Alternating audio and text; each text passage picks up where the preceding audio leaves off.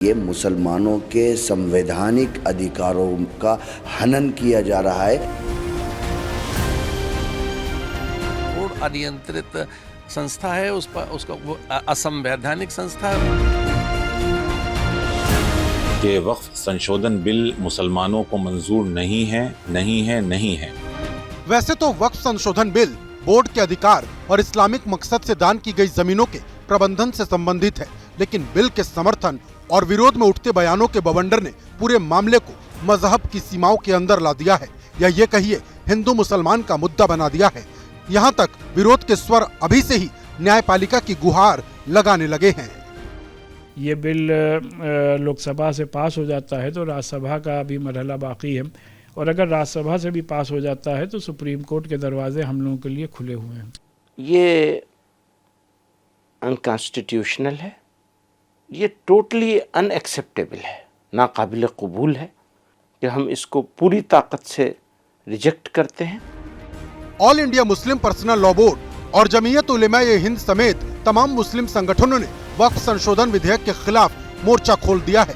मार्च के महीने में दिल्ली से पटना और आंध्र प्रदेश के विजयवाड़ा तक प्रदर्शन भी किए गए। ईद की नमाज पर ब्लैक रिबन प्रोटेस्ट हुआ, और अब जबकि वक्फ संशोधन विधेयक संसद के पटल पर है तो मुस्लिम संगठनों के लीडर और मुस्लिम धर्मगुरु एक सुर में बिल का विरोध कर रहे हैं। तो विरोध के इन स्वरों के खिलाफ दूसरी ओर से भी आवाज बुलंद होने लगी है। देखिए, वक्फ संशोधन बिल एक्चुअली हमारे लिए जीवन मरण का सवाल है, और ये ख़ास तौर से प्लेसेस ऑफ वर्शिप एक्ट को बिल्कुल ख़त्म कर देगा, कमज़ोर कर देगा। असल हकीकत यही है कि प्लेसेस ऑफ वर्शिप एक्ट को डाउन प्ले करने के लिए इसको लाया गया है।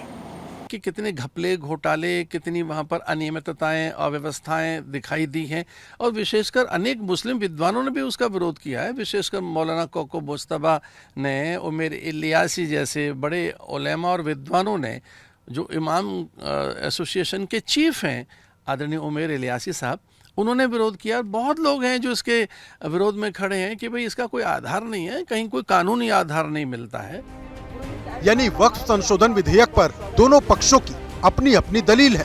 हिंदू धर्मगुरु वक्फ बोर्ड के अजीबोगरीब दावों का हवाला दे रहे हैं, तो मुस्लिम धर्मगुरु ये बताने में जुटे हैं कि वक्फ अधिनियम 1995 में संशोधन उनके संवैधानिक अधिकारों पर सीधा हमला है। बिल पास हो जाता है तो ये एक दुर्भाग्यपूर्ण बात होगी, ये देश के साथ एक घटना होगी और धोखा होगा।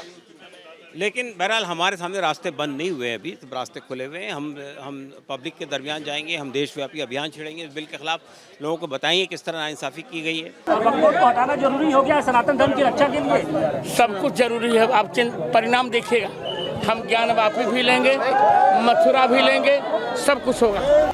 मुस्लिम संगठनों का संदेश साफ है कि वो वक्फ संशोधन विधेयक को किसी भी सूरत में मानने को तैयार नहीं। हालांकि मुस्लिम धर्मगुरुओं की जमात में कई ऐसे चेहरे भी हैं जो कहीं न कहीं वक्फ बिल का समर्थन कर रहे हैं, या फिर बिल के प्रावधानों को पढ़ने के बाद किसी फैसले पर पहुंचने के मूड में हैं। इसको पास करा दे ताकि मुसलमानों की गुर्बत का खात्मा इस बिल के जरिए हो जाए। मैं मुसलमानों को यकीन दहानी कराना चाहता हूं कि वक्फ संशोधन बिल से न डरने की कोई जरूरत नहीं है। मस्जिदों को, मदरसों को, खानकाहों को, ईदगाहों को, कब्रिस्तानों को कोई खतरा लायक नहीं है, बल्कि इससे और तरक्की मिलेगी। कि जो बिल पास हो रहा है तो उसके अंदर हमारे सुझावों को रखा गया है कि नहीं रखा गया। अगर नहीं रखा गया है तो कॉन्स्टिट्यूशन के दायरे में रहते हुए, अपने संविधान के दायरे में रहते हुए हम देखते हैं हम क्या कर सकते हैं। हम सरकार से पुनः विचार की अपील करेंगे, नहीं तो फिर अदालत उज़्मा का दरवाज़ा है सुप्रीम कोर्ट का, उस दरवाजे को हम खटखटाने की कोशिश करेंगे। वक्फ संशोधन विधेयक पर हर किसी की अपनी अपनी दलील है। एक दलील कथावाचक धीरेन्द्र शास्त्री की भी है, और ये दलील बिल का विरोध करने वाले मुस्लिम धर्मगुरुओं को चुभने वाली है।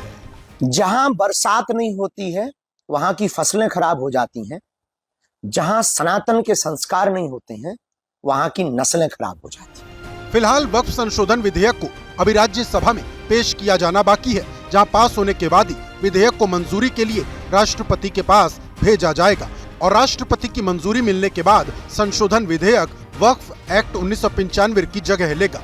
यानी वक्फ एक्ट में संशोधन का रास्ता अभी लंबा है, और तब तक समर्थन और विरोध में उठ रही आवाजों का शोर थमने वाला बिल्कुल नहीं।